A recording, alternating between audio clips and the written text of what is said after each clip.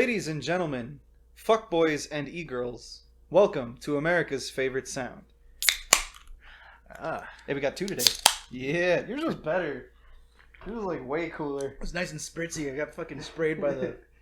I can say fuck on this, right? Oh, yeah. Okay. Oh, no, this is for YouTube, bro. You can't say that shit. But Yeah. You get demonetized. All my 4 listeners will get mad at me. Damn. I'm looking at the levels because we're, for your listeners, we're sitting across the screen from my computer screen. We're sitting across the room from my computer screen, which is monitoring the levels. And like when I opened that can right next to the microphone, it just spiked like crazy. It's kind of satisfying when it happens. You're like, yeah, break that audio a little bit. I still gotta get used to fucking recording with like condenser mics that pick up every sound in the room. Yeah, I got my. By the way, guys, I'm not with the girls today. I'm with the new guest. We got David Gomez here. This dude is great. We actually met doing stand-up comedy. We did a lot of shows. We've seen some like weird shit go on in that area. Shit. But yeah, so we're gonna be talking a little bit about that. And today we're actually using his setup. I came over to his place. We were hanging out. We had some trouble getting 2 microphones going. Yeah, it was a whole process just getting everything set up. But it's cool. This is working out good. The levels look good. So, welcome to the Victorious Podcast, everybody. Episode. Normally, I remember which one it is because I'm editing one at the time, but we're filming pretty early for this one. I think this is 14. I'm gonna say 14. This counts as day drinking, doesn't it? It's not day drinking. It's like blinds are closed. So if we close those, we're good. You can't tell. Well, it's like 6 o'clock right now. So hey, 6 o'clock somewhere, and that somewhere is here.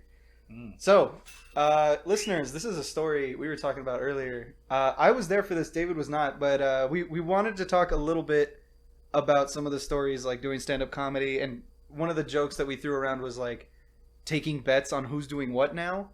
But since a lot of us, our listeners don't know most of the comedians with, what we're just going to do is just, what I want to do is just tell stories that I've seen. It's kind of like watching Game of Thrones. If you were just thrown right into the middle of the fucking season, you don't know who anybody is. You hear a bunch of stories and like, who the fuck is that? It's like, I've heard of Jon Snow, but I don't know why he doesn't know anything. So, but no, so there's this one guy, and listeners, this one's bad. There's this one dude that we used to do stand-up with called Turtle. Yeah. I don't know his real name. I don't think anybody does. I don't think he knows his real name. I think he believes it's Turtle now, man. But he did stand-up. He also said he used to be military, and I think there were even people who were like, no, he was never... There's no way that dude was like in the army. But the funniest thing I ever saw him do is that we would make jokes about him that one day he's going to snap and kill us all. Yeah. And I think some of the younger comedians actually believed that. But so they were all there for this show at a place called Shamrocks. It was over on Fort Bliss, which is this huge military base here in El Paso. And we were doing a show there, and he went up first. Like, he wasn't the host, but he went up first, and he starts off with his dad jokes that don't even really hit right, where he goes up and he's like, yeah, when I was in the military, my job was inventory. I would make orders and I would restock our things. But you know what I didn't order? That missile attack. I remember him doing that joke. Yeah, and he's like, yeah, I got hit by a missile attack. It was a blast. To just a silent room. Dude, it makes me like cringe even now, just picturing that dead silence, that graveyard silence. Bad sometimes, but like, in his credit, like, we've all done shitty rooms, we've all things like that. So he powers through. He does his next joke. He gets about 3 jokes in, and then he stops and he gets the mic close to his face, and he's like, "Okay, I'm gonna start my set over, and all of you are gonna pay attention this time, and you're gonna laugh when I make a joke." So I used to be in the military, and he just starts his set completely over, makes no changes, like the exact same cadence, the same rhythm, and I'm laughing. I'm laughing so hard. I've never seen anyone. I've seen people melt down and yell at the audience for not laughing, but I've never seen somebody be like, "All right, 1, 2, 3, all eyes on me," like a fucking kindergarten class. And he's just like, "You all have to pay attention." And he does his whole set. No one laughs except me. I'm losing my shit. I'm laughing so hard. All the other young comedians who are in that room are slinking into their boots because they're like, oh no, this is the day he snaps and murders us all and kills us. And he finishes his 5-minute set, which is now 8 minutes because he started over halfway. And he's like, thanks everybody, my name's Turtle, I'll see you all next time. And he gets off stage and he walks past all the comedians and everyone's leaning away from him like, oh god, oh god.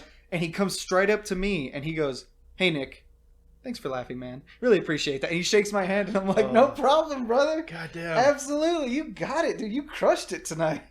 Wow. And when was this that you...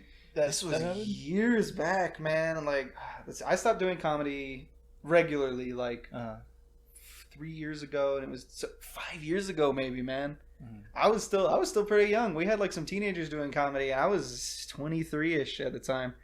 And that's the funniest thing he ever did. The worst thing he ever did was hit on my mom in front of me.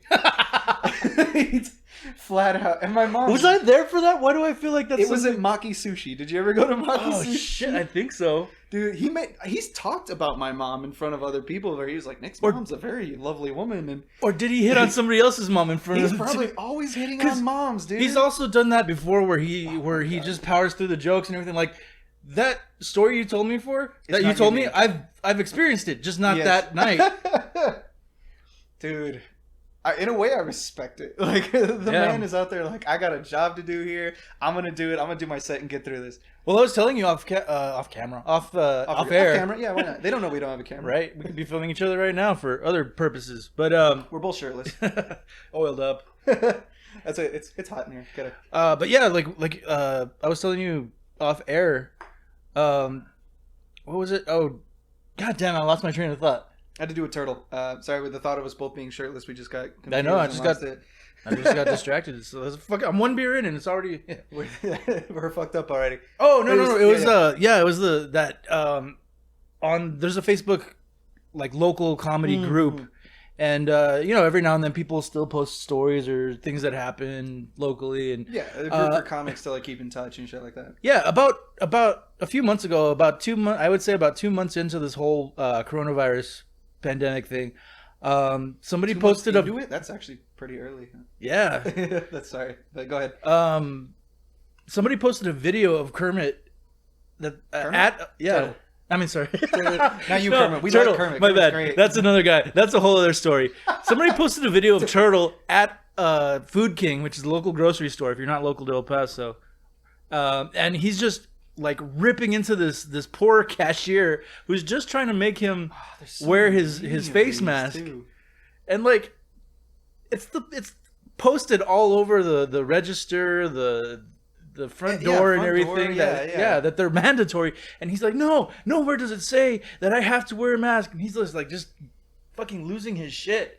And it's classic Turtle. Like every couple of years, something else happens. Something weird comes up where he just like snaps. And like, was he saying anything in the video of like, you're taking away my freedom, or was he just flat out just refusing for no reason? Like, I'm not wearing a mask. I'm not wearing a mask. Da, da, da, da. Yeah, he didn't get too political about it. He was just he just seemed incensed that somebody that would like require him to wear a mask It's so fucking when weird. it wasn't, like, according to him, that it wasn't stated that it was mandatory. It's everywhere. That week, I think they had just announced that it was a mandatory requirement. Yeah, they announced it pretty early into that. That's fucking weird, man. We know a lot of crazy people doing stand up, and dude, actually, I would say I meet even more crazy people at my job. Like, as our listeners know, I work at Pizza Hut or Domino's. If One of Pizza those Hut's, two. if Pizza Hut's listening to this, I work at Domino's, and if Domino's listening to this, I work at Pizza Hut. But no, dude, you meet people like that all the time and it's even before the masks. You know, there's signs everywhere. Like, we had one guy come in. We had some sale where it was like, get 2 medium pizzas, 1 topping for $5 each. It was a pretty good deal, whatever. Yeah. And people would come in and they were like, 2 medium, like, supreme or meat lovers or like all these pizzas. And then we're like, okay, that comes out to like 20 something. And they're like, no, it's $5 each. And we're like, yeah, for 1 topping. And they're like, where does it say that? And we're like, on every sign in this building, in the walls, like in front of you right now, you're looking at the menu that says more for more toppings. Like, that's not even something that you should be like confused about, but it happens. Fucking people say, you know that statement, the customer's always right. The customer's right maybe like 14% of the time. Yeah, the customer's always right, but not about all things. The customer's right about what they want. They know what they want. Yeah. Can they get it? Probably not. Okay, if you guys, while we're talking, if you hear like chirping in the background, that's because we're recording in my apartment, and I just got a new cockatiel. He's got some words for the podcast. He'll join in at the end. He's chiming in. He'll like, listen, I know none of us like Trump, but you got to admit he's been getting work done. I know. I apologize. I apologize for all the for all the expletives, if any of you out there speak cockatiel, We have to bleep out everything he squeaks. That's unfortunate. he doesn't really feel that way about the Jews. It's just that he grew up in a. He's a product of his environment. He grew up in the 40s. He's a foster child. I have no control over where he was before this. Dude, I genuinely think I just heard like your neighbor's bird. I heard a cheep and it wasn't him. But anyway, I hear things, man. Just hearing crazy shit. So, another thing I wanted to talk to you about that I thought was fucking hilarious. So as everyone's doing right now, quarantine, everyone's staying inside, everyone's binging Netflix and Hulu and everything. Yeah. I saw this show recently that Vicky and Natalia wanted to get into. Okay. And I don't remember where I saw it. I apologize, guys, but anyone might recognize this. It's called Love on the Spectrum. Oh, I think I must have seen the title card for it or something. Dude, it's... To be fair, before we start making fun of this, I don't want anyone getting mad. It's actually a very heartwarming, like very wholesome show. But at the same time, to pitch that concept, like think about the first time that somebody went into the director's room and they're like, all right, I have a show. It's called Love on the Spectrum. Wait. And then they're just like, okay. Hear me out. Hear me out, guys. Don't worry, it's not a comedy, I swear. But it's so funny because sometimes... Like, there's this one couple on it that, like, they're both autistic. And my friend was watching this. He was laughing. He's like, they're so autistic. It's crazy. And I'm like, what are you laughing about? Like, they own a house together. They have a car. This dude has, like, a really good job. And the girl has a really good job. And they're both fine. The whole point of it is just, like, how they communicate. So he's like, oh, they're so autistic. I'm like, stop laughing. They own a house. You don't own a house. And you're not autistic, dude. Like, what the fuck? And he's just sitting there like, oh, look, they think they're people. Like, what the fuck, dude? Come on. They're doing so much better than us. And they're all doing better than us. There are some, like, where, like, there's this one guy. It was pretty funny. He's a huge fan of Gilligan's Island. Okay. I think it's that. I'm not sure. I think it is. And he meets this girl who is a huge anime fan. And she's like, oh, we got to go to this convention. Like, that should be our first date. We'll go to a convention. We'll talk. We're both a fan of media. Like, that's how they met. Mm-hmm. But then she meets him and is like, oh, that's the media that you're a fan of? Like, old black and white TV shows from the 50s and 60s and shit like that? And she's like, yeah, I like Naruto and things like that. Oh, fuck. So she's dressed up like she's completely cosplaying. And he's cosplaying also. Like, she introduces him to it. And she's like, oh, it's when you dress up as your favorite character. So I'm going to be going as this girl from Sailor Moon or whatever. And he's like, oh, I'll dress up too. And she's like, great, it'll be fun. So he dresses up as like a captain from Gilligan's Island, which is just like a blue polo shirt and like a Greek fisherman's hat. Yeah. So he shows up and she's like, I thought you were in costume. And he's like, I am. But then, you know what? That's not even funny just as autistic people. Like, if we did that, that'd be fucking funny. Just this girl just being like, I thought you were going to have fun with this. And you're like, I thought I was. Like, dude, my fucking brain while you're telling that story is like, I'm old enough to where I should know what character he's dressing up as. But that's just, I mean, obviously I wasn't around when the Gilligan's Island, came out. That's a pretty old show. But I feel like I'm old enough to where it would have still been in pop culture and I would know who the character. So I don't know if that's Gilligan or the Skipper. Those are the only two people I know. I think it was the Skipper. The only reason I know that is because the way that their date went. Like, she's like, I'm going to go to this video game booth and pick up this this comic that I like from this thing. She's enjoying the convention as much as she can. And he's like, oh, I'm actually excited that you invited me here because the woman who wrote Gilligan's Island was a guest there. Oh, okay. But she's also written other things. So he walks in to meet her, at the little meet and greet, take a picture and things like that. And she's like, Skipper! Like, she sees him and yells Skipper. But it's so funny. The guy that's doing the voiceover is solid, dude. He's so fucking funny because he's like, I can't remember the dude's name, but he's like, Jake's date may not have gone well with Melissa, but he's here to meet another woman. And it's the lady that wrote Gilligan's Island. Like, dude, that guy has got his fucking banter down pat. It's so fucking funny. They should do a crossover of Gilligan's Island and fucking Lost. It's like, are they in hell? Is this Gilligan's Island's just like, bro, we were just on an island. What's wrong with you guys? Everyone's dying. Dude, okay, I feel bad. I haven't watched Lost, but I think I saw one episode or like 5 minutes of an episode, and I laughed so fucking hard. It may not have been Lost, but it's this guy and a girl. They're arguing about something, and the guy's carrying a bag, which he even states has like volatile things that like he might have found dynamite. Oh, like explosives or something. Yeah, and they're arguing, and she's like, "We got to do this. We got to do this. We got to tell the camp this." And he's like, "We don't have to tell anything." And she's like, "Well, I'm gonna tell them." And he's like, "Fine, you do it." And he drops the bag next to himself, and it just blows him up. And that's it. Like he just dies. And then she's like, "Oh my god!" And then it cuts to commercial, and that's the only 5 minutes I've ever seen of Lost. And I was crying. I was like, "What the fuck is this dumbass show?"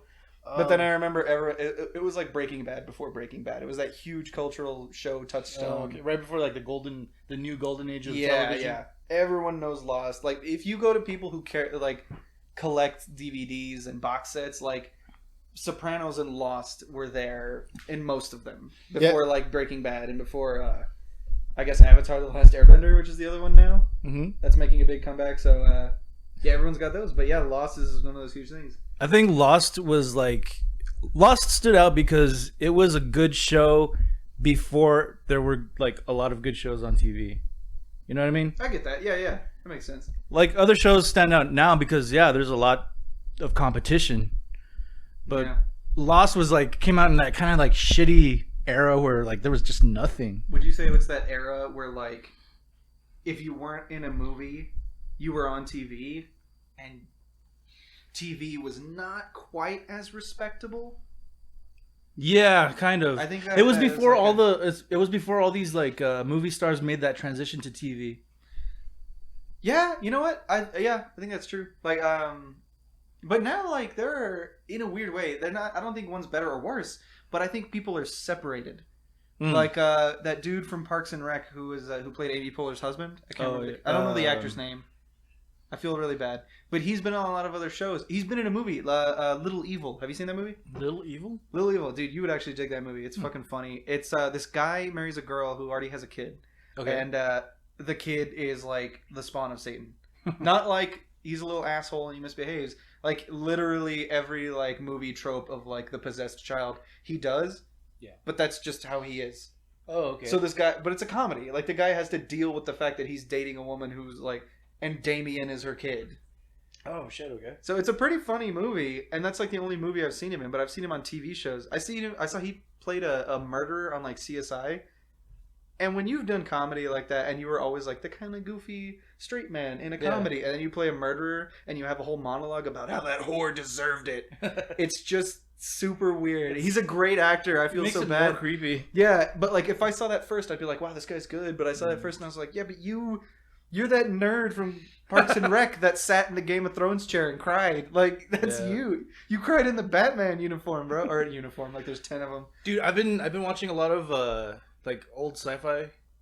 I mean, not like anything too off the radar, but I rewatched the Aliens trilogy lately. I think it's Alien Resurrection. I think it was that has a lot of like people that are that were in recent television shows, but back when they were young, they were in Alien Resurrection. Like Charles Dance from Game of Thrones. I love Charles He's Dance. like one of he gets killed off like halfway through the movie, but he's in it. Fucking who else? And spoiler on a fucking 30-year-old movie. Yeah. The guy that plays Tuco from Breaking Bad. Really? Yeah, he's one of the. He's like one of the interesting. fucking like militia dudes that goes after the aliens. He gets killed too, but that's pretty weird, man. I love seeing shit like that. Like a friend of mine recently, my roommate, he's a huge TV buff, movie buff, shit like that. And we watched a movie. God damn it, I can't. You might know what it is. It's a horror movie where this dude like befriends a rat. Excuse me. Sorry, belching out. Sorry, boys. It's like a fucking like a scary Ratatouille. In a weird way, like he befriends a rat, and the rat helps him like his parents die and leave him the house, but then the bank tries to take it. So the loan officer that comes to tell him that he doesn't really have like a full claim to it, like the rat helps him murder that guy and feed him to a bunch of rats. It seems really goofy, the premise, but then you watch it and it's not that bad. Huh. But the main guy is the dad from Back to the Future.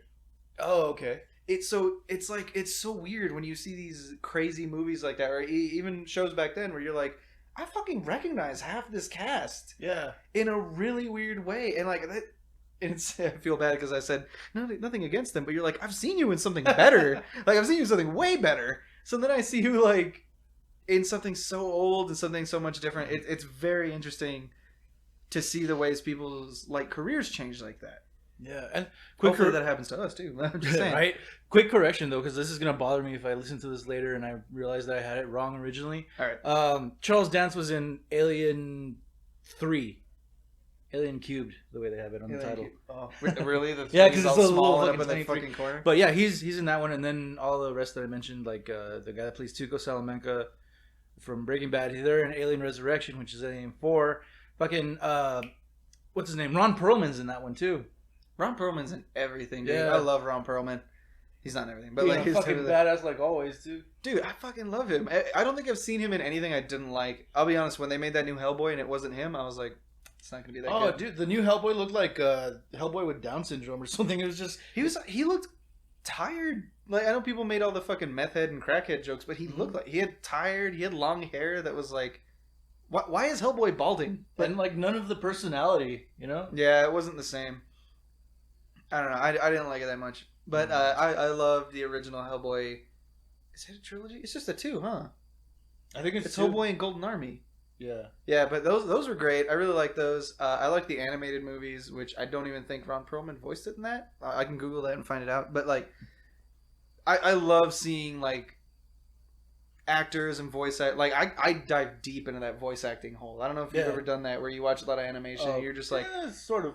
dude, that circle is even tighter than you would think it was. Like, Really? Yeah, like Hollywood actors, like you might see someone in a movie and then 2 years later see them in another one, but they're doing shit in between. Yeah. So when you find those like little Sundance films that they're doing, or the really small ones, that's really interesting.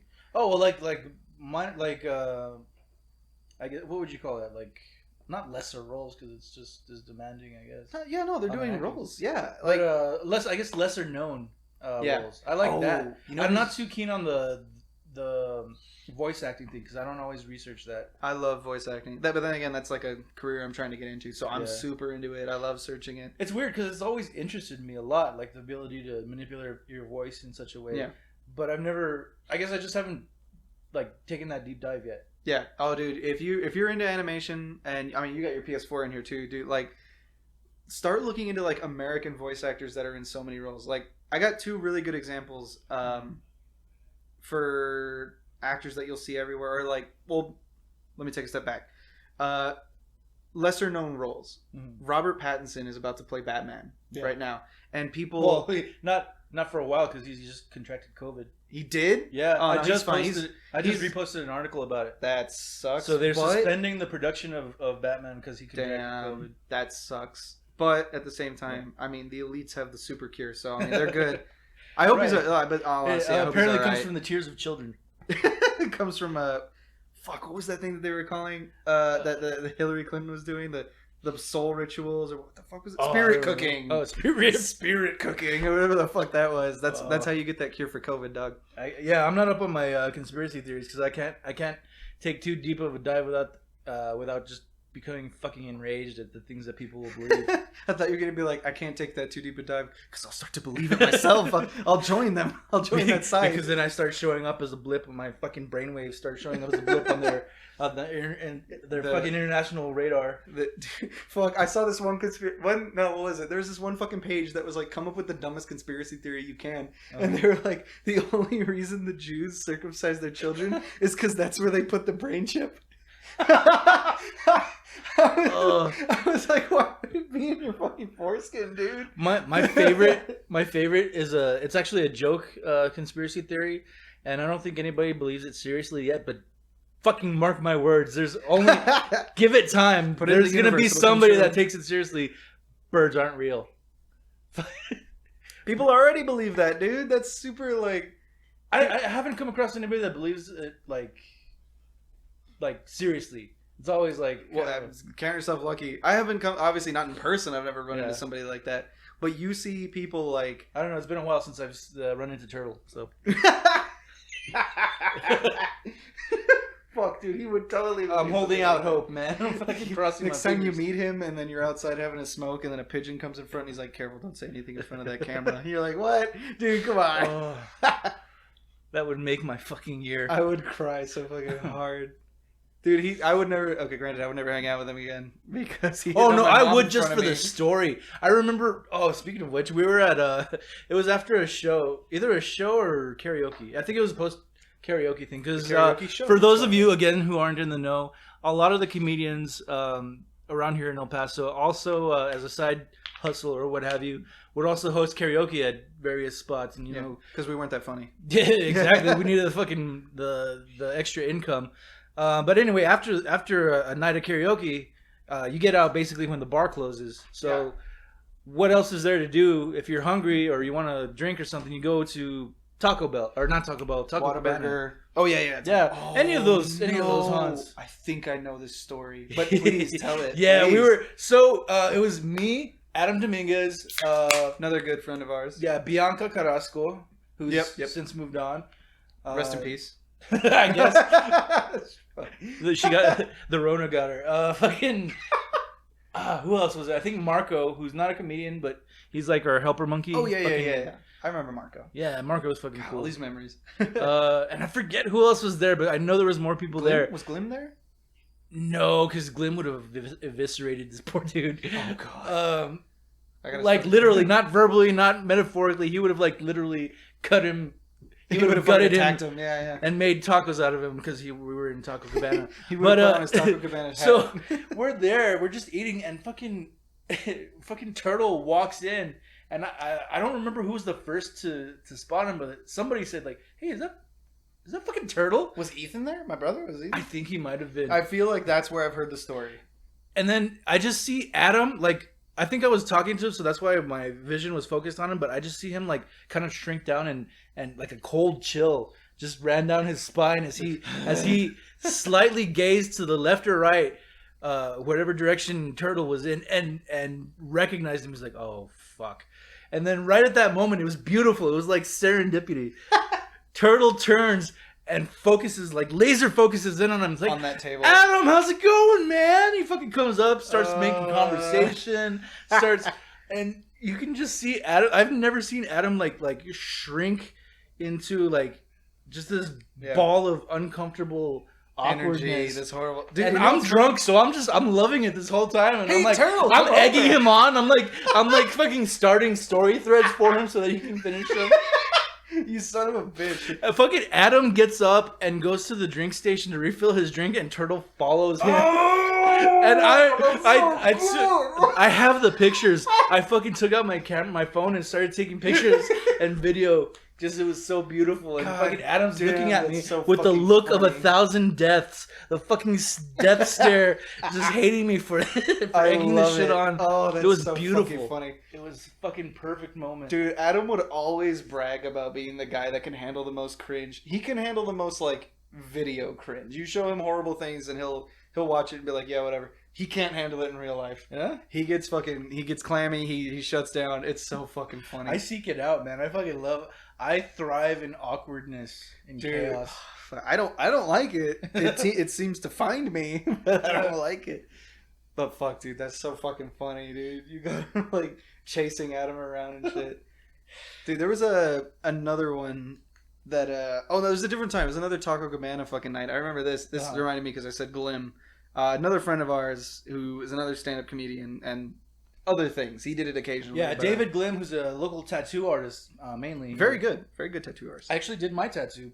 For those of you, I don't know if you. I don't know if look. I have a tattoo on my forearm. Basically, it says Invictus. Take his word for it. Yeah, but yeah. But anyway, yeah, he did it. He's picture a fucking. How would you describe David Glim? He's a tower of a man. He's very, very tall. And when I first met him, he was also very heavy. Oh, here's a funny story about him. Thick with 2 C's. He's thick with 3 C's, dog. No, he's a big guy. He did lose a lot of weight. Like when I first met him, he was very, very heavy, and he's still big and imposing. Like, but he is just a large man. That's just his frame. He also has a very big, thick beard. He's also bald and also wears beanies. So if you see him, he just looks like every terrorist like stereotype you've ever seen ever. Except for that one point in time where he actually shaved his beard, and that was fucking... That blew my fucking mind. I was looking at it, I was like... But, okay, another friend of ours, Jibs, has a joke where he's like, if he keeps his glasses on, because he's Lebanese. Oh yeah. Keeps his glasses on, he looks like IT, but he takes them off, he looks like a terrorist. David Glim has a beard, looks like a terrorist, shaves it, looks like that same terrorist's son. Like, he still looks terrifying.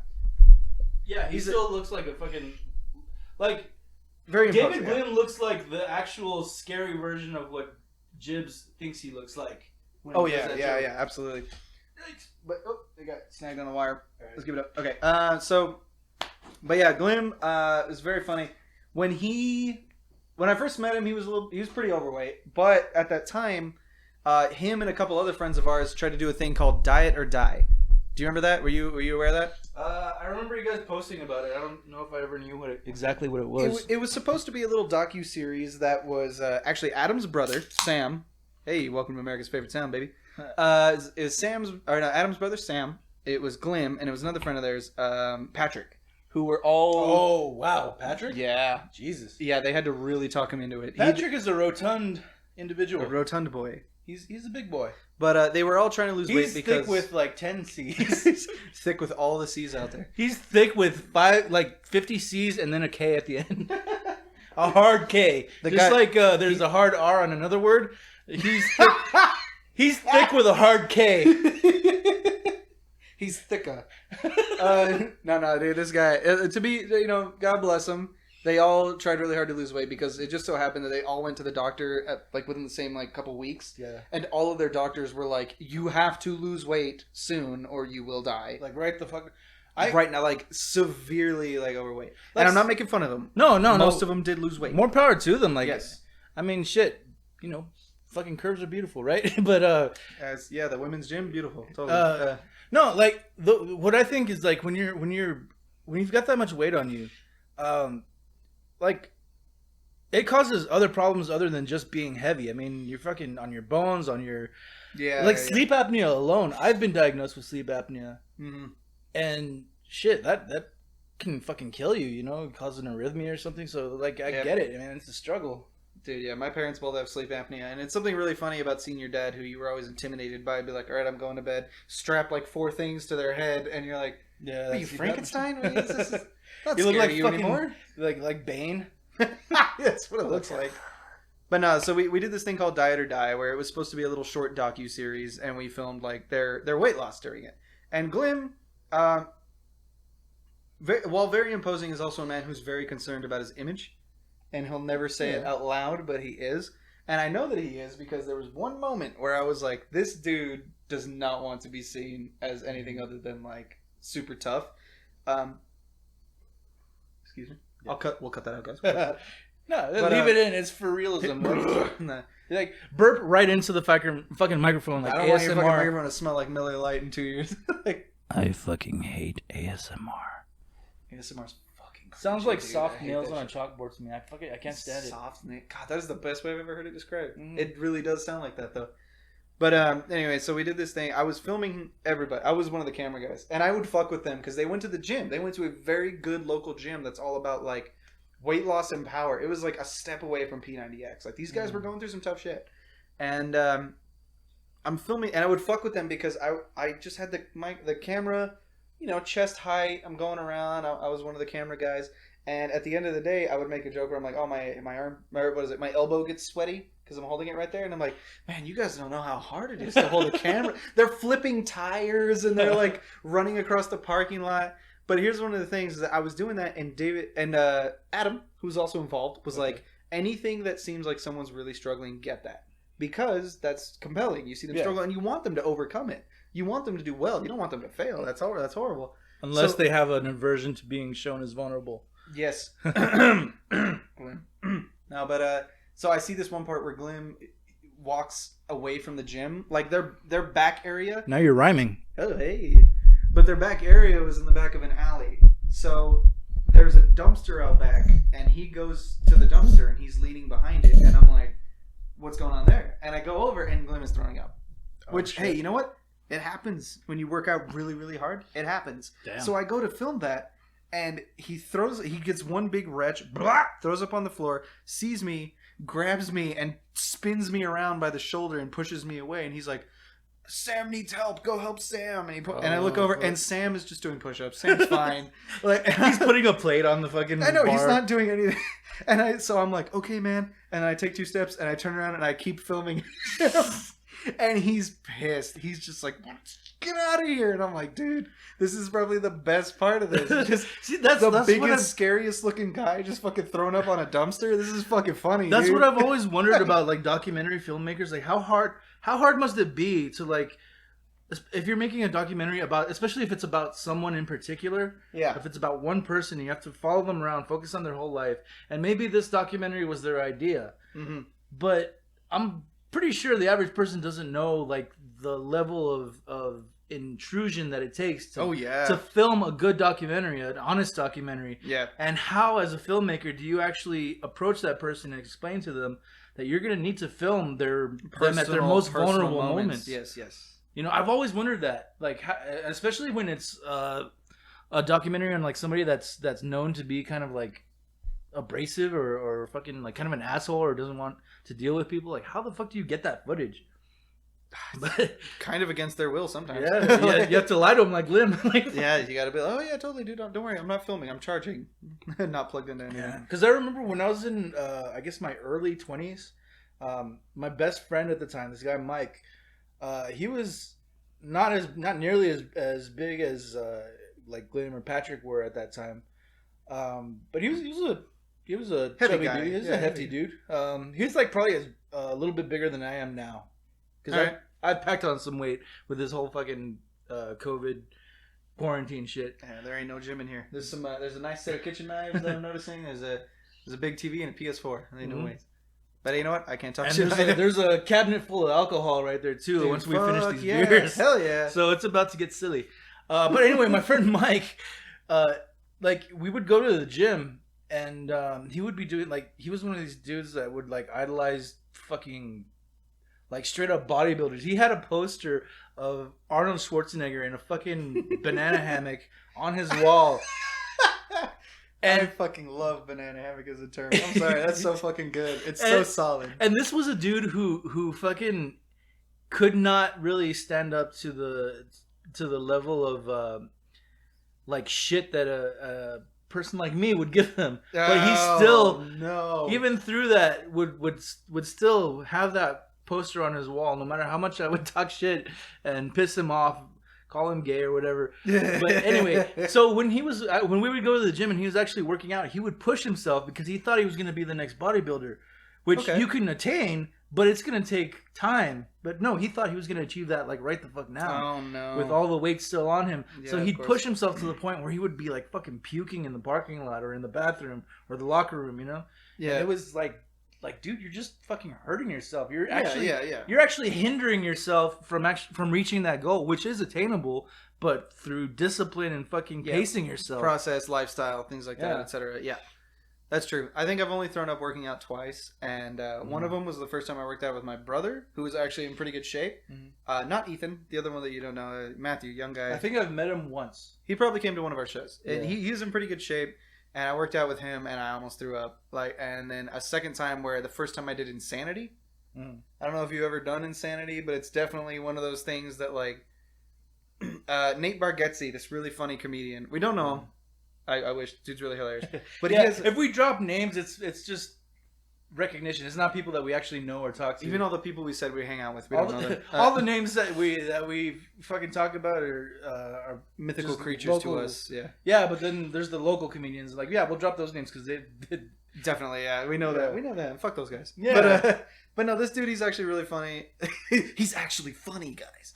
No, he's been on TV and shit, and he had a bit where he's like, you know, you do Insanity and you see P90X and they show the before guy and you're like, can I have the before guy's body? Like, oh, right. Where you're like, dude, you gotta already be in pretty good shape to do some of these workout videos. And I did Insanity, and the first time I almost threw up. Like, those are intense. And so anybody out there who's heavy and really wants to start working out, dude, totally go for it. It's hard, but just, you're not gonna be on Schwarzenegger in 6 months. It takes a while. Just beware of the scam of, like, when they advertise, like you said, like workout programs or workout equipment, and they show people that are already in shape using those, and it seems like the easiest thing in the world.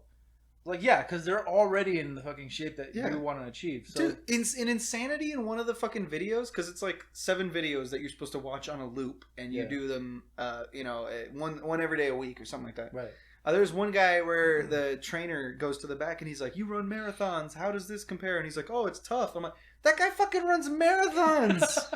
And he's having a problem, and me, fucking Pizza Hut motherfucker over here, Domino's motherfucker over here, supposed to be keeping up with them? Hell no, absolutely not. God damn. But at the same time, I can try. Like you can find something that works out for you.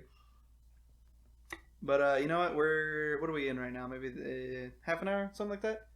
Let me see. I can't see the fucking... We're old and fat. We're looking across the room. We're at 46 minutes. All right, sick, guys. You know what? Sounds like it's time for a break. Normally, we do that a lot more seamless, but you know what?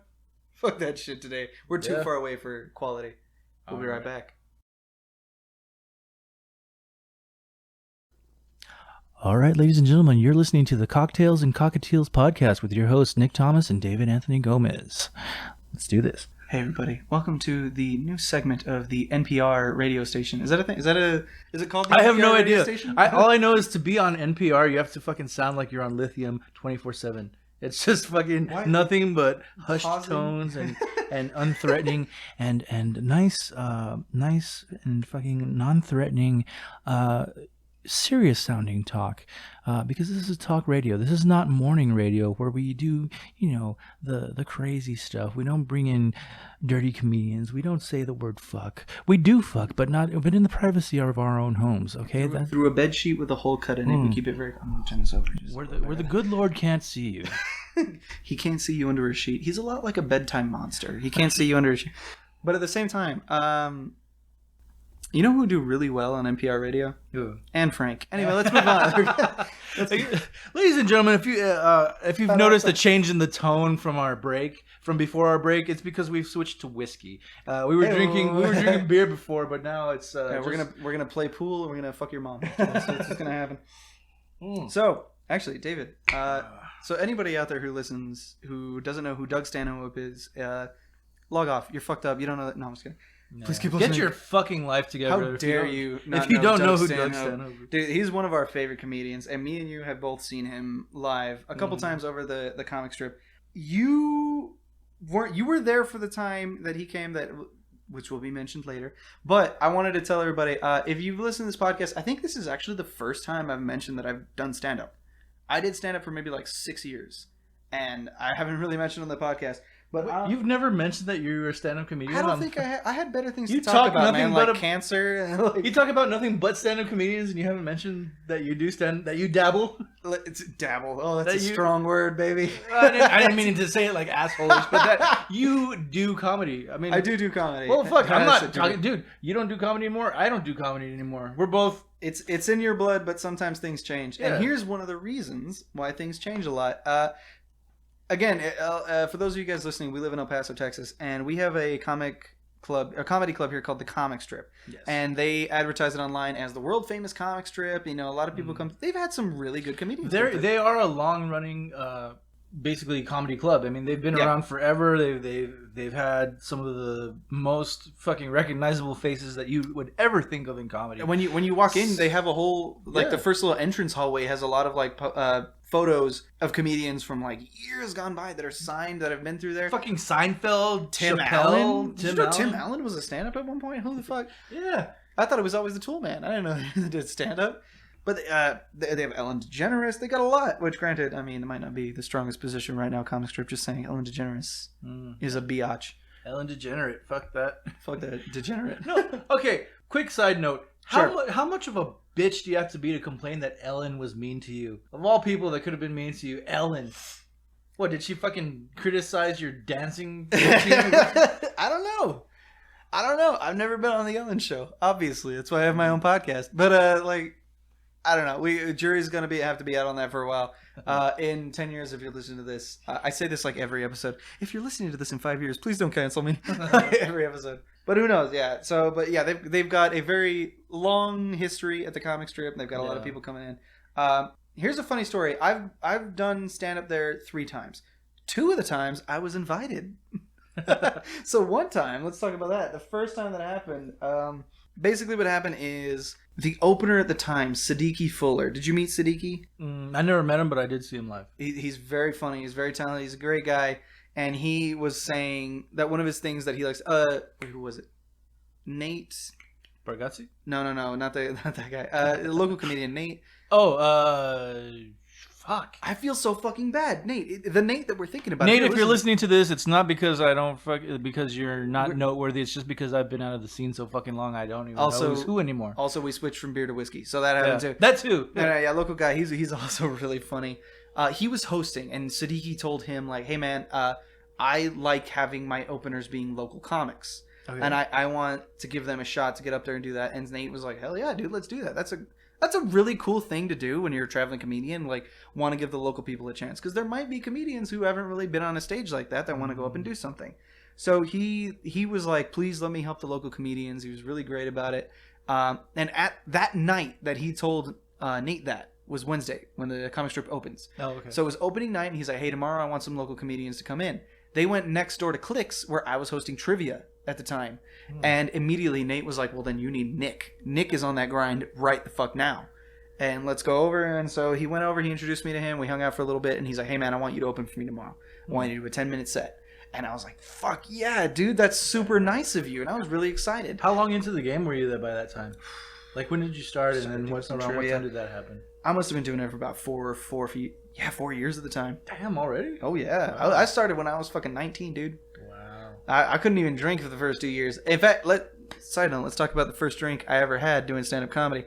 I was a good boy. I was a little goody two-shoes. I did not drink till I was 21. So one time at Heine's, at Heine's, which was Hooters for fucking failures. Oh, it's like if you ordered a Hooters bar on Wish.com. God, that's the perfect way to put it. Yeah. It's so bad. I was at Heine's and I fucking turned 21 the day of one of our open mics there. So I was like, I'm going to make this cool. I'm going to go in. I'm going to order a beer. I'm not going to make a big deal of it. All the comedians will notice and just be like, hey, Nick, fuck yeah, getting a beer. I got your next one. Like, that's all I thought would happen. I thought it'd be a cool little night. We'd have a few beers, whatever. So I go in and I'm like, I'm going to order my first beer. And I look at the menu and I'm looking around and I'm like, that one sounds Irish as fuck. I'm going to order it. Fuck you know already. I'm like, this is gonna be cool as fuck. So I order that beer, I grab it, I go outside.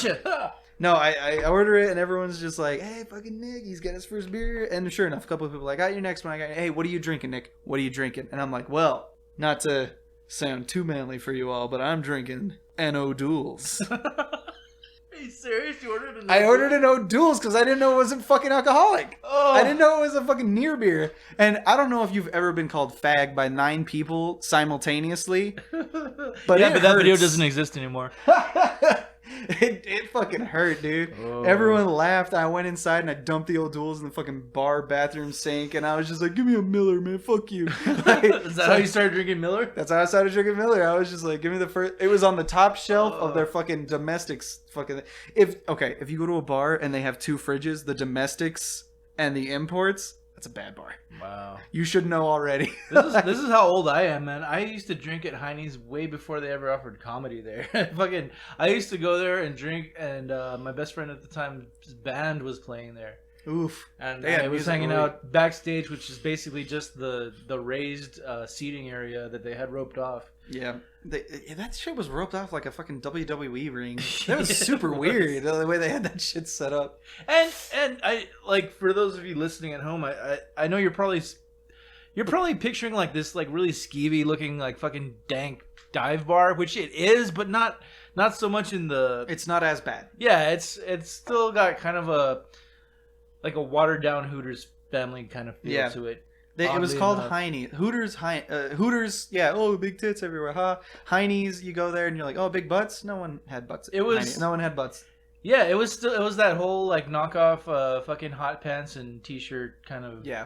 Oh, also another funny side note, the first time I ever bought a Nintendo Wii, I bought it off of Craigslist because I was like, I'm not gonna spend that much. I just want to play this one game. So I bought it, and when I showed up at the person's house to pick it up, it was a Heine's waitress. I'm not even kidding. That's 100% real. That's fucking hilarious. But she probably needed it for diaper money or what? no, she told. It was actually kind of funny because she was like, my kids don't touch it anymore, so I'm selling it. Oh, okay. And she gave me like 3 games with it that I don't know where she bought them, but they were like high collector's games that are worth like $100 now, and I still have them all. So I made a fucking good deal off that Heine's wages. But anyway, let's talk about the comic strip. So the first time that I went there, Siddiqui was like, I want some local comedians. I want these guys to go up. I want them to help earn their stripe. I want to help out their career. It's very, very nice, very considerate of him. Great fucking dude. So I post about it the next day where I'm like, hey guys, I'm going to be at the comic strip tonight. It's going to be so much fun. Fucking so excited. First time there. Come check it out. And I post that. And then Bart Reed, owner of the comic strip, comments, ?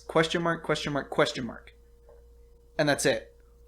And 2 seconds after he posts that, Adam messages me and is like, you better find out what the fuck he meant by that right now. And I was like, I know, yeah. So I show up at the comic strip that night before the show, and I'm like, Bart, hey, just want to check out like what's going on. Like, what was that?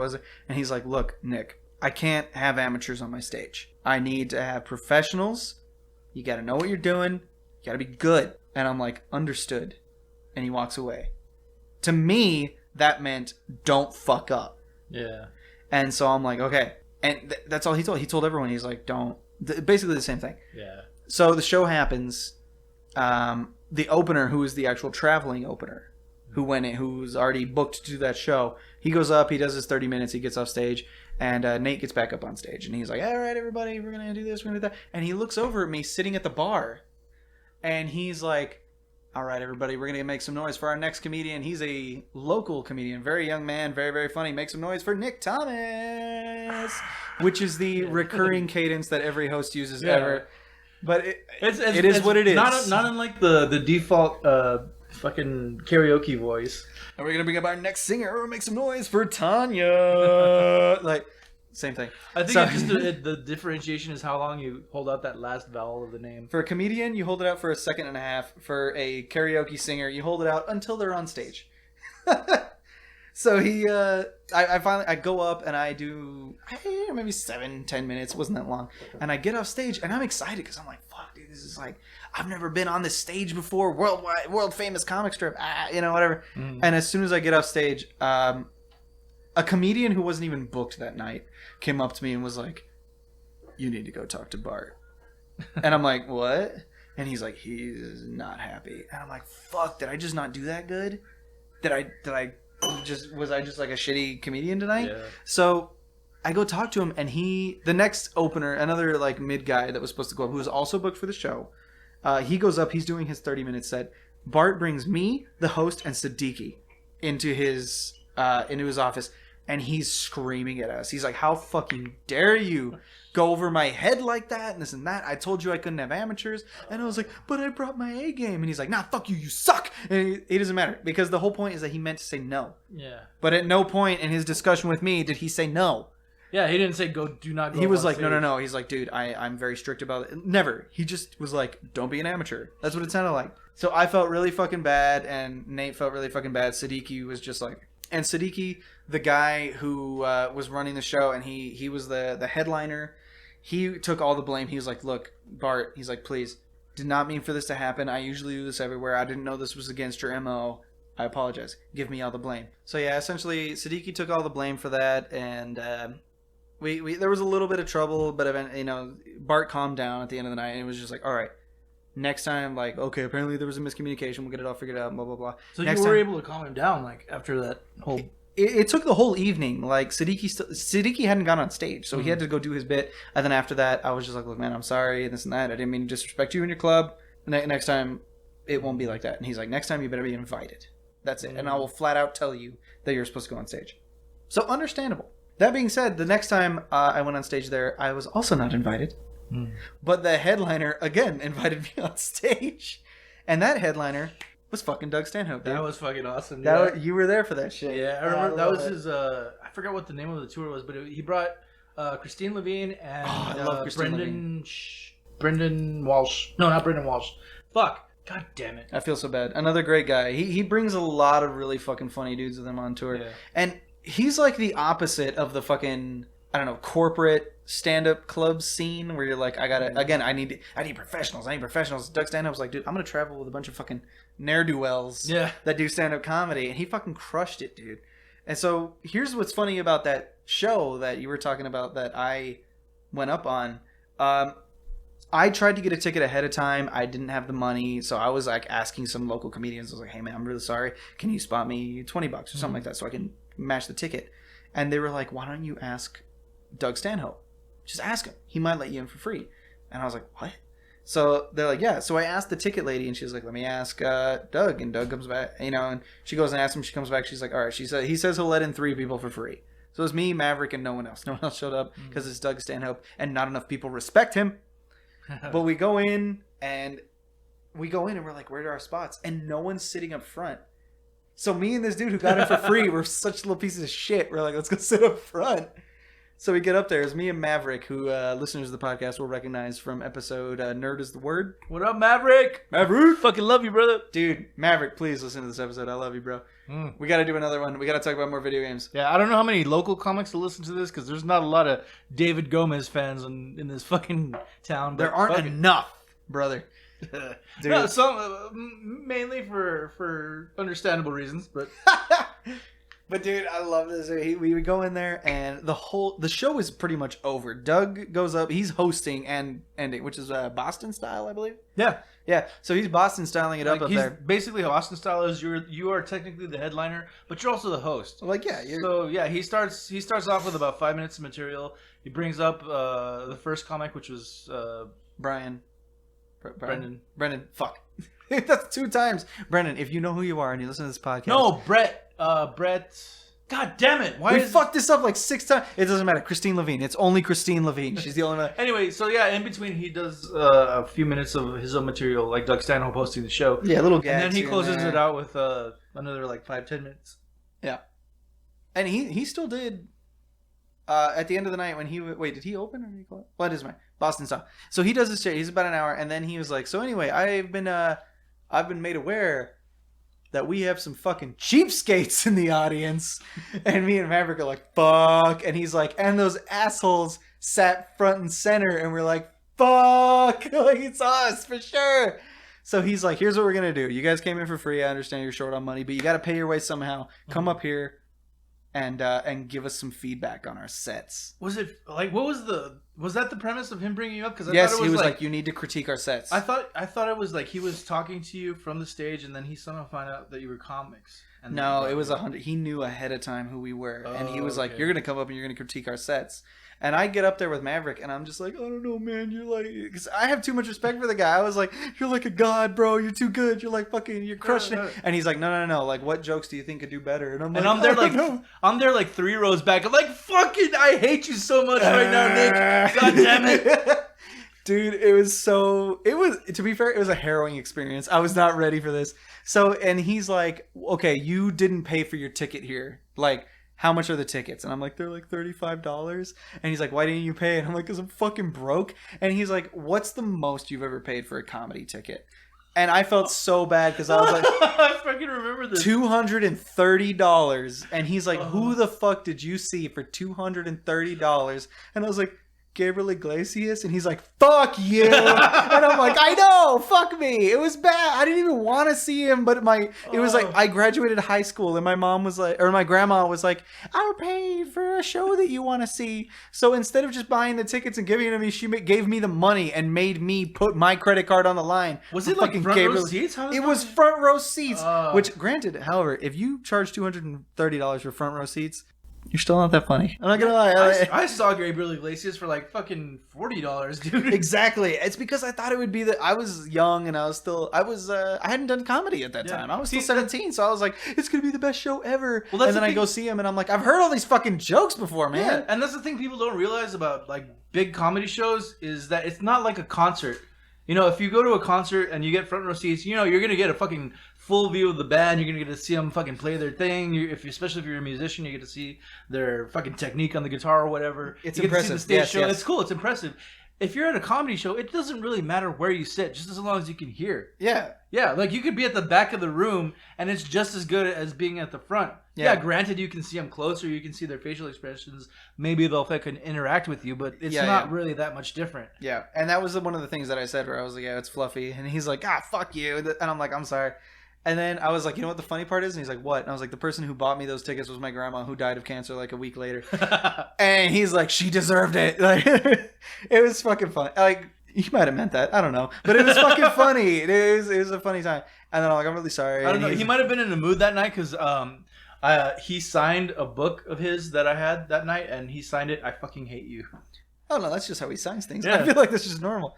But here's the thing. That's actually not how that ended, because we were doing all this shit. He's like, critique us. And I'm like, I don't know how to critique you. And then he's like, okay, what do you think? So I told him that I went to go see Fluffy. And he's like, fuck you, whatever. And then he's like, okay, who's the local comic, or who's the comedian that you think charges too much? And I wanted to make a joke and be like, Eddie Palomo. Yeah. Because all of his shows are free and it's still too much. Yeah, because he's an open micer like the rest of us. Yeah, but fucking Doug Stanhope doesn't know who Eddie is. Yeah. You know, so he's just like, okay, anyway. And he moves on, and I was just like, fuck, dude. It was the most awkward I've ever been on stage, the most unfunny I've ever been on stage. The most hated you've ever been on stage. The most hated I've ever been on stage. Because I fucking hated you because I envied you so much. For the wrong reason. But yeah, the opposite reason of everyone else. But yes.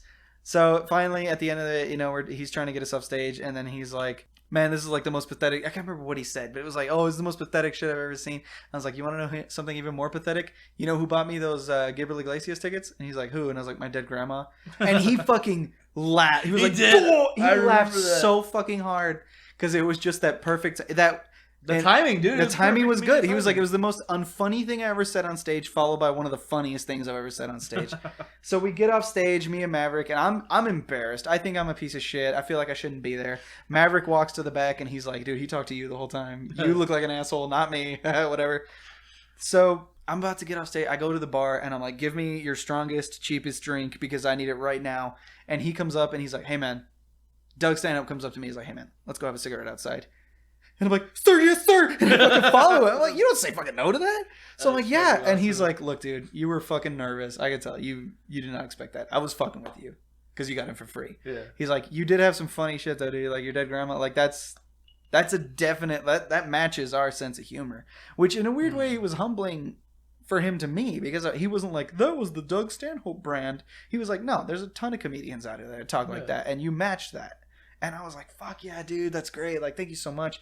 And he's like, if we ever come by again, like, come out and see us again, dude. You're a funny guy. Like, you got shit. It's little fucking nuances. Don't feel bad. Yeah. Yeah, it's little nuances, though, that, like, what he noticed is that the funny is in, like, your delivery of that. Like, saying, like, yeah, my dead grandma. Yeah, that's a fucking fucked up thing to say.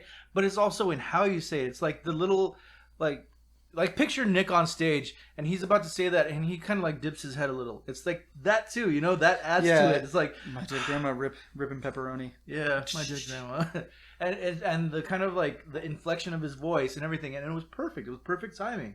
It was a good shot, and it done me good. And after that, you know, I hung out with them, and I had my books with me. I had him sign the books, and I bought a shirt from. And I still have the Sausage Army, Doug Stanhope Sausage Army jersey that has 2 signatures from him. Nice. And I'll never wash that fucking thing. I love that thing so goddamn much. And his wife, girlfriend, whatever at the time, Bingo. Fuck. Yeah, well, they're broken up, so it doesn't matter. No, they're still Bingo. Together. Again? Fuck. Yeah. This is its own fucking novella. You gotta keep up, man. Damn, I'm fucking falling behind. But no, Bingo was like, keep in touch with us. We'll go touring with you. And I was like, yeah. Her word probably means nothing. Dude, but she's fucking awesome. She's fucking hilarious. But yeah, no, that was a good fucking show. I had a lot of fun. The third time I went up at the comic strip, I was actually invited. Only because the fucking opener he thought the week started on Thursday. Starts on Wednesday, so he couldn't make it. So people were like, oh, we need some openers for tonight, like right now. And I guess me being such a weird fuck up crazy person was in Bart's mind so fresh that he was just like, call Nick. He brought me up on stage, and I did my 10 minutes. I did horribly, but hey, fuck you. I was on the comic strip and I was invited. Yeah, that was a good night. It's just I remember that night I got my book signed. It was I believe at that time that was his first book, Digging Up Mother. Is that his first book? Yeah, it's very well. He had one, I think, either in the late '90s or early 2000s, called something fun with pedophiles or something like that, where they were baiting pedophiles and they would like post the transcript of the chat and everything. That's great. But his first serious like autobiography type book, was Digging Up Mother, which talks about his mother's death. Hilarious. And I won't spoil anything. So but I will recommend that all the listeners go out and fucking buy that book. Either read it or listen to it on Audible. It's fantastic. Yes. Oh man. It's worth the buy. Yeah, exactly. So worth the buy. It's so fucking funny. And the second book that he came out with is This Is Not Fame, which was a little more recent. Came out a couple of years ago, and I got that one signed when I went to go see him in Vegas. He was taping his latest special. Which I can't remember the name of right now, but it's fucking hilarious too. And lately, he just came out with a third book, which is Audible only. It's only audio book. I'm fucking slurring my words like crazy because of all this whiskey right now. So bear with me, listeners. We'll switch back to beer, I promise. We don't have any beer left. Fuck. All right, yeah. It's nothing but whiskey. We can switch to Kahlua if you want, because I got plenty of that. I got fucking a bottle of vodka that we can switch to. Dude, if you want to. There's absinthe in my cabinet. No! I don't want to start seeing Doug Stanhope dancing in front of me. But anyway, his whiskey. his third book is an Audible book. It's out now if you guys want to go fucking buy it. It's great. It deals with his girlfriend's mental illness. I won't get too much into the story, but it is definitely worth a listen. But I will say this. Yeah. Everyone talks shit about like dark comedians like that they don't take things seriously enough. I don't think I've ever actually seen someone be that respectable about like people with mental illnesses like that than Doug Stanhope. He treats them like a human. Him and Ralphie May. Yeah, as fucked up and rest in peace, dude. I loved Ralphie May. Man, I met him. He's also a fucking amazing dude. I wish he was still around, dude. That's the thing about dark humor. It's like as fucked up as it can, especially like with Doug Stanhope as the example. As fucked up as his jokes are, and as messed up as the humor is, it's respectful. It deals with it in a way that's human, you know. Yes. And it's not fucked up just for the sake of being fucked up, which is humor that I can't fucking stand, you know? When you're just trying to be fucking edgy, like, I get it. I get the urge to be that, especially if you're a young comic, if you're not used to fucking, like, crafting a joke. Yeah. You just go for the most fucked up thing that you can say. Yes. And, you know, sometimes that is funny, you know? There's a difference between pushing the envelope and then being on the edge just because you think that's what's going to elicit the biggest response. Yeah. It's those fucking people that always go for like, I don't know. I don't want to go into fucking examples because then it's going to be fucking critiqued and whatever. And I don't know. I'm too drunk for this right now. But hey, that's how we do the podcast. Hey, I'm digressing fucking hard. Anyway, yes. Doug Stanhope's latest book, which is called pause for edit. Right yeah, we'll just edit it in like I was fucking lucid. We're not editing this shit. This all goes in. There's a part in it where he actually mentions El Paso. He mentioned because he's talking about this last tour that we mentioned, which is where he did where you went up on stage. No way. Yeah, this was. If he mentions me, I'll fucking die happy, but I doubt it. Well, no, he spoiler alert, he doesn't mention you, but he does, however. Acceptable. He does, however, mention that he did a show at the comic strip, and in doing so, he mentions. Is it no refunds? I'm sorry. No, that's an old special. Okay, we'll have to figure that out later. He not only mentions the comic strip, he mentions the owner of the comic strip, Mr. Bart Reed, and. What I'm gonna do is instead of going into detail and fucking slurring through this and completely fucking it up, I'll actually play you the excerpt from the audiobook. Get ready to be demonetized, boys. All right, so this is Doug Stanhope talking about his time at the El Paso comic strip. It would have come as an omen on the first night of that tour in El Paso that the check bounced, but I wouldn't find this out until the tour was over. Taking bad beats from prostitutes and club owners was so 1990s of me. It was clever how he did it, though, writing the correct number in the box of the check, but filling out the written part in a different amount, like it was an accident. One that the owner, Bart from the comic strip, has still yet to fix. And there you have it. Dude, my mouth was agape the whole time like a fucking...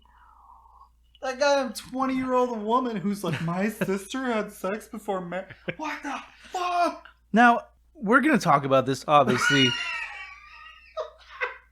But I will preface this by saying I'm fucking like 2 whiskeys in. I don't know the specifics of it. You know, Sure, there sure. might have been a valid reason that, you know, that happened, you know. All we're hearing is Doug's point of view. Yes. But that's kind of fucked up. I mean, Yeah. Fuck. And there's. Oh man. This has to be a second. Okay. We'll talk about this right now, but this definitely has to be a second episode of the podcast where we talk about like. Okay, let me ask you. Here's a good question to kind of preface Okay. where all this starts. Me and you love dark comedy. Mhm. We love dark comedy. I mean, I think me and you have bonded over that before. It's fucking hilarious. We love that edgy humor, as long as it's done well, like we just said. Like, and gallows humor, I think, is like the constant term of it. Like a lot of people talk about it. It's definitely one of those things where like everyone can relate to it. Not many people want to relate to it, but everyone's got something horrible and weird and funny in their life that they can laugh at. And I think Doug Stanhope does such a fucking good job of bringing that forward, and all the people that he goes on tour with. I don't know if it's so much that everybody can relate to it. Everybody can relate to it, but I don't know if everybody knows how to like express that they can relate to it or accept that they can relate to it, Or because accept it that it's does funny it sometimes. does it does strike a chord, but only if you're kind of open to it. If you get past that whole like, oh, I shouldn't be laughing at this. This is horrible. There's nothing funny about Yeah. X. Oh, you know You know? what? In fact, a good, okay, not exactly, but a good example of it is that, like, okay, I know for a fact that my mom's gonna fucking die way after me. I'm dying first, for No, I'm sure. just- Sorry, I should have inserted a laugh there. I don't know. But no, it's true. Like, my mom's gonna die after me. But Sorry, We're gonna keep I can't help myself. welcome to the Newgrounds podcast. No, I was kidding. No. The funny thing is, like, it's true though. Like, my mom's gonna be around way after me. But she had a thing where she said that was actually kind of an uplifting idea, where she's like, she doesn't want anyone to wear black at her funeral. She Okay. wants everyone to wear bright colors, almost like it's Easter. Yeah. And I was like, little condescending. You think you're close to Jesus, but whatever. I'm just saying. No, but it's a cool thing. It's like you got to make not light, but you got to make the best of a dark. You have to have a hunt for your corpse or something. Where's Melanie? She's not here. That's Oh, not her Melanie. name, guys.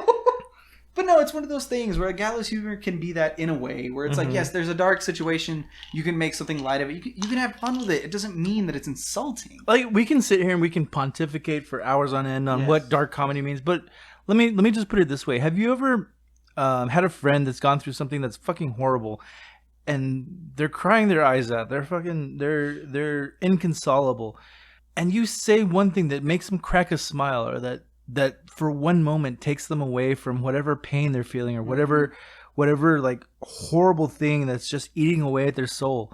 For that one moment, they have that little bit of escape or respite or whatever the fuck you want to call it. That is where I live. That little area of comedy, that's where I live and thrive, and that's everything that I've ever loved about comedy, dark humor, whatever the fuck you want to call it. Yeah. That's what I love about it. That ability for laughter to just, for one moment, for one fleeting moment, take away the pain of whatever you're going through. You know, and it's not even any altruistic kind of like thing that I want to, I hate comics that say like, oh, I just want to get on stage to fucking make everybody feel better. I just want to see people laugh. Yeah, that's People great, laugh but at whatever. yeah, bullshit. You're up there because it's an ego trip. You want to be the one that makes people laugh. But there is something to be said for getting up there and being able to make somebody laugh in the darkest time of their life. Yeah, everyone can laugh about how their marriage is slightly annoying. Not everyone can laugh about how their mom died. Not everyone can laugh about, miscarrying a child. It's hard. It's rough. And those jokes in a way are like much harder. And I mean, there's also those comedians that try to go after that, like what you're saying, where it's different, where you want to be that edgy boy, and you make a joke about an abortion, and someone gets upset about that, and it's like, okay, well, you weren't funny. You went after that material because of the material, not because of the joke, not because of the context. There's definitely something to be said about somebody who can make that shit funny. And I think too many like beginning comics or people that are like barely getting into comedy, they try to go for that as a point of like an ego trip, like saying that, oh, I was able to make this person laugh no matter what. It's not about that. It's not about like, oh, what was I able to do and fucking, make them laugh in the darkest time of their life. It's not about what your accomplishment is in dark comedy. It's like, can you relieve that tension? Can you bring somebody out of that? Can you point out something that might be funny where nobody would think it was fucking funny? It's about that perspective, finding that perspective. Sometimes it's easier than others. Other times, yeah. But hey, Matt, like, I do want to pitch this, dude. You're fucking really good at that. Your Facebook is fucking hilarious. Your Facebook's very funny, and anyone out there listening to this, legit, I know we're cutting into the comedy for this, but legit, dude, follow David Anthony Gomez on Facebook. He's fucking hilarious. He's got all these funny fucking takes. Every time some fucking shit comes out in the news, I'm always like, I wonder what David has to say about this, and it's always something funny, and it's a good way to think about it. Like, there's a funny spin on everything, and even if you're the kind of person that thinks like, oh, this subject isn't funny, then hey, that's fine, man. That means a lot to you. That's cool. But if someone can make you laugh about that subject, that's fucking hard. That takes a lot of respect, and I give that out. For the record, I do not agree with the opinions expressed by Nicholas Thomas in this He's not endeavor. funny. He is does not represent the views of David Anthony Gomez. I do not think that I'm funny in the least bit. How dare you consider me to be funny at all? What the fuck is wrong with you? How could you possibly think horrible things that have been stated by myself have ever been funny or ever should be considered funny? I do have one thing. I think we're going to have to end on this, but I do have one thing that we need to talk about that something that made me think David was also really funny, but even before this. There was a roast battle, an official roast battle that we were part of also a couple of years back, like 4 or 5 years ago. And this was, I can't remember the name of the group. I'm so fucking sorry, guys, but it's been years. These guys came through, and they were like a traveling roast group. I think they were from Odessa. That's all I remember. Yeah. And they came through, and that was it. They just did roasts, and there was like 6 of them? Hector Garcia was part of it. Yeah. And they would come over and they would they did roast battles wherever they traveled, and it was very, very funny. The guys were hilarious. And what they wanted to do here in El Paso is they were like, we're going to get some local comedians. Kool-Aid was in it, wasn't he? Kool-Aid was in it. Yeah. Fucking Alex Ansel Kool-Aid, man. God, rest in peace. You're alive, but rest in peace. I was like, he's dead? You had me going there. Like, holy shit. I was having Ralphie May flashbacks. Ralphie May fucking Ray Lopez flashbacks. Goddamn Ray Lopez. Rest in peace. Legit though, he's dead. But No, he's really dead. He's actually dead. Let's give him. He's super dead. Hey guys, welcome to NPR, Dead Fat Comedians of El Paso. Fuck, this is so fucked up. But no. Alex Ansel's fucking hilarious, and Hector Gomez. Hector Gomez? No, I'm Hector Garcia. Hector I'm Garcia. Gomez. You're Gomez. Fuck. All right. It's staying in. It's only like the most common fucking Spanish name in the, Dude, in the fucking world. goddamn, there was a fucking meme I saw a while ago where it was like, I hate being a Latino up in it's one of the up in Michigan because everybody you meet there has different weird Spanish names, and you're like, I don't know anybody because none of your names end with Z. What the fuck? Like, I'm supposed to. But no, it was very fun. They were like, we weren't going to get a lot of El Paso comedians, and you guys can break off into pairs, and you'll do your own little mini roast battles, and it'll be like a 2-hour show. We'll all go up there. We'll just, and especially if you invite a lot of friends that that what you're saying about the guy you're going up against is true, and it's fun. And it was a great night. I think we all had a lot of fun. Hyped. I was so fucking hyped to be part of a roast battle. Finally, dude, David's gonna you crush it when it comes to. No, well, see, that's the thing. That's my point. It's like I was so excited to be part of a roast battle, but the guy they gave me, as much as I love him, I still hang out with him. He's a good friend of mine, Eddie Palomo. I love you, dude. But rest in peace. It was sorry. It was that's like fucking shooting fish in a barrel. Like, honestly, dude, like it's the roast battle equivalent of a speed bag where you're just like and they're not fighting back. It was like giving me the easiest fucking possible person to roast. Like, yeah, that's cool. I don't even remember. No, I went against Adam. Oh, that's right, you did. I did go against Adam. And that was Adam beat me, but then again, he did have some more experience under. But like, he gave me some props afterwards. He's like, you were good, man. Like, it was close. It was a really fun night. I think we all had a great time. I think the funniest part about that the reason I brought it up, if you have any fucking zings you want to get out there, this is hilarious. So Eddie, the guy we're talking about, he has an ex that he had a kid with, and it's been rocky. I mean, it's the same for everybody. A lot of people have like rocky relationships with exes and shit like that. It was rocky, and so me and him actually went to high school together. We're the same age, went to high school together, we started comedy at the same time. And at the end of the whole show, I didn't go against him, but it was one of those things where it's like, hey, we're going to do a free-for-all. Everyone split in half and just grab the mic, point someone out, and just be like, I got a burn for you, got a zing for you. And it was really fun. And I grabbed the mic, and I pointed it at Eddie, and I was like, hey, man, a lot of people talk shit about you. But hey, man, I got a lot of respect for you. We went to high school together. We started comedy at the same time together, and neither of us have kids we're allowed to see because I didn't have kids and he had a kid. And that was just the thing. And he had this look on his face of like, and he just ignored me. And I was like, dude, come on, like you're in a roast battle. Your kid's on limits. Haha, whatever. And then later, after everything, Adam came up to me and was like, I'm sure you don't know this, but Eddie got a letter in the mail this morning saying he's not allowed to see his kid anymore. It just happened to be the best fucking timing. I felt like most people would have been like, oh no, I'm so sorry. But I was like, fuck yeah, it was perfect. I just remember that Eddie was like, he basically, if you know me and Nick and you know the group of comedians that we hang out with, El Paso you boys. also know the like the women of the group basically. Oh. So, and if you know any like person of that gender that hangs out with us, you can pretty much you can pretty much assume that Eddie has hit on them at one point or another in his lifetime. Even some of the men, and he is Bar Reed included. He is basically known for getting friend zoned by pretty much every single person that he has ever spoken a single vowel to. Only guy I've ever met that got friend zoned by a stripper. That's all I'm saying. Yeah. Doing the strippers just like, let me give you my number, but I might not answer. I might be busy sometime. Like, that's how you make money. So when we did that roast, I mean, you know, it's kind of known that he has that history. And when we did that roast, I know he had that rocky situation with his daughter. Yes. And I was like, Eddie, I'm not... the whole point of a roast is to talk shit about each other, trade barbs or whatever. But, I'm not... One thing I will never talk shit about you is your abilities as a father. You are a dedicated father. You love your daughter more than anything else in the world, and I know that, and I've seen that happen, so I will not talk shit about that. I've seen you tell your daughter that you love her, right? But I've also seen your daughter turn around and say, you know what, I think we should still be friends. The look on his face was just, it was poetry. It was beautiful. This is the same night. Yeah, it was the same night. So it's two fucking jabs within the same, space of his mouth. Fuck, dude. I'm a horrible person, you guys.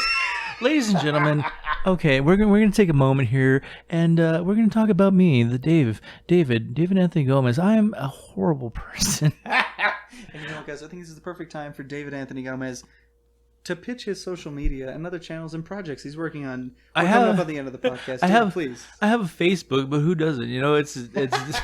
It's fucking at Who Is the Dave. That's pretty much me on Facebook. Instagram, fucking anything you can ever want to follow me on. It's a lot of rape jokes and fucking baby killing, and I don't know. It's a bunch of bullshit. But yeah, follow me if you want. I sometimes post pictures of my fucking cockatiel that I've got sleeping as we speak. You added a teal at the end of that. Well, yeah, it's a cockatiel. Oh, I don't know. Sorry. Like, Dick jokes, boys. No, I was like, all right. No, okay. Hey, I get jokes. I'm a comedian. But all right, but yeah, thank you guys so much for coming into the Notorious pod. Notorious. You're slurring now. Gave me. I gave him some of the fucking Kentucky devil's the devil's bourbon. A little bit of the Kentucky Gentleman. It's probably been one of the funnest podcasts we've been a part of. Guys, thank you so much for listening to the Notorious podcast episode 14. I really fucking hope I got that shit right. That's gonna be the end of the show. Thank you so much. And genuinely, this has rekindled like a fire in me where I'm like, I want to do stand-up comedy. I want to go out there and do these shows. Yeah. Maybe I'll start posting up some videos of me doing shows on the YouTube, on Spotify, all those other things. This is so much fun, guys. It's genuinely, I love definitely this. rekindled that fire. He's definitely got a burning sensation somewhere in his loins. My groins, yes. In his groins too. It's gonna be like $40 to get that shit. $40. I said that, and I'm like, does it take $40 to get out of here? I don't fucking think so. Anyway, guys, thank you so much for listening to the podcast. We'll see you guys next episode. Cheers. I hate ASMR. Same, bro.